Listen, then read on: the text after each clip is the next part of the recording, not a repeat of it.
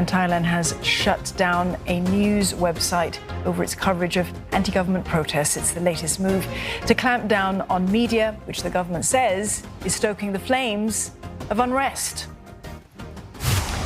For a closer look at the developments in Thailand, we're joined now by Associate Professor Thitinan Pongsudirak from the Political Science Department of Chulalongkorn University. Good evening, Professor. The government is cracking down on social media now.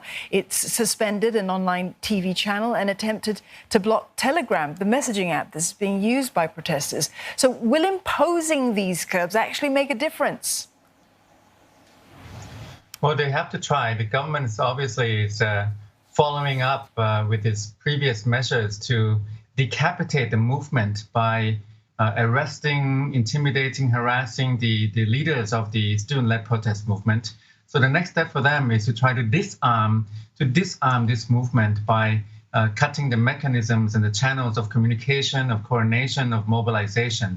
So unsurprisingly, we're seeing this cutoff of the various media platforms that have allowed the student protesters to coordinate and organize. But it's a one-sided crackdown on censorship, by the way.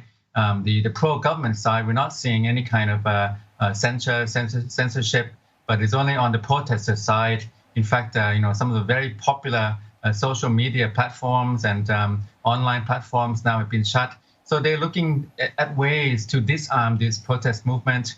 I'm not sure it will be enough, but the protesters will have to come back with other ways now. Well, the protesters have repeatedly violated the emergency measures. Do you see the government enforcing a harsher clampdown at these rallies then? Well, the emergency decree is kind of the government's legal measure to put a stop to the student-led protest movement.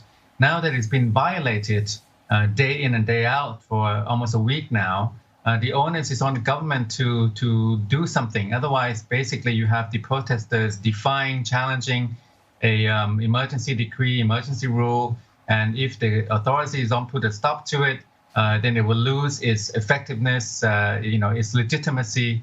On the other hand, cracking down, with harsher measures also can bring out and galvanize more protesters to join the movement, the anti-government, anti-establishment movement. So it's a kind of a balance that the authorities, I think, are exploring. On the one hand, they need to crack down because they need to, impose and implement and enforce this emergency decree. On the other hand, if they do it too harshly, they can also galvanize more protesters to join. So I think that they are kind of trying a little bit at a time and see how much they can get away with.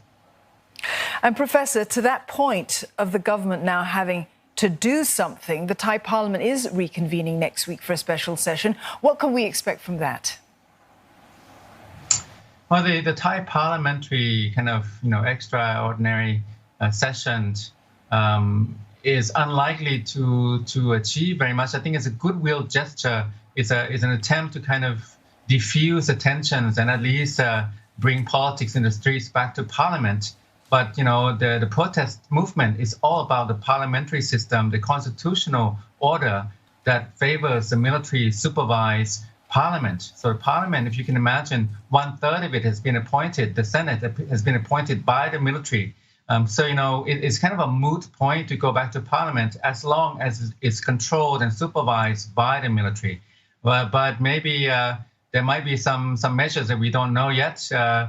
But the way that it's structured is unlikely to achieve very much, and the protesters are likely to keep going because the parliament is the problem under this constitution. Well, Prime Minister Prayut Chan-o-cha, a military man himself, has repeatedly said that he will not quit in the face of protests. So what's likely to be his next move? Well, it's a difficult situation, Steve, in Thailand. I mean, we've seen this before. It's almost like we've had this, repeated deja vus.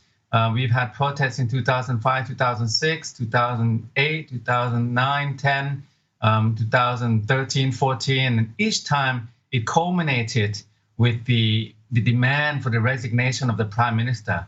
And the prime minister refuses. And then you get kind of this game of brinkmanship. Ultimatums expired and then more ultimatums are made. In the case of General Prayut, this is something we have not seen before in Thailand. This is the first kind of crisis under the new reign, the new monarch. And previously, we saw, in the crisis in the past, when there was a protest demanding Prime Minister's resignation in 2005, 2006, there was a military coup that put an end to it, and Prime Minister went. 2008, the Constitutional Court put an end to the Prime Minister at that time. 2009, 2010, when the red shirts protested, unlike the yellows before that, they lost. They lost each time. The Prime Minister from the other side, from the establishment side, the yellow side, stayed until the election. 2013, 14, like 2005, 6, it was Thaksin's sister, Yingluck, she lost. There was a military coup. This time, I'm not sure, if the establishment side will prevail like in the previous years, because we have a new reign, and these student-led protesters are different. They're not like the red shirts. They have similar grievances. We have to remember, Steve and Don, that all of this, the catalyst for a lot of this, apart from the structural problems, they dissolved the Future Forward Party. This was a party of the young protesters. Imagine if, your party in your country is dissolved, a lot of people are going to be unhappy. That's why the young people are in the streets today. So these are not the red shirts like before. The red shirts before, the yellows and the reds, they were all fighting within the same system.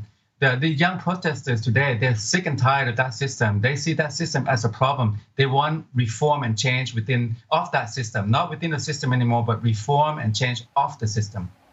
Professor, thank you very much for providing perspective on the situation that's emerging in Thailand right now. Professor Thitinan Phongsudarak from Chulalongkorn University.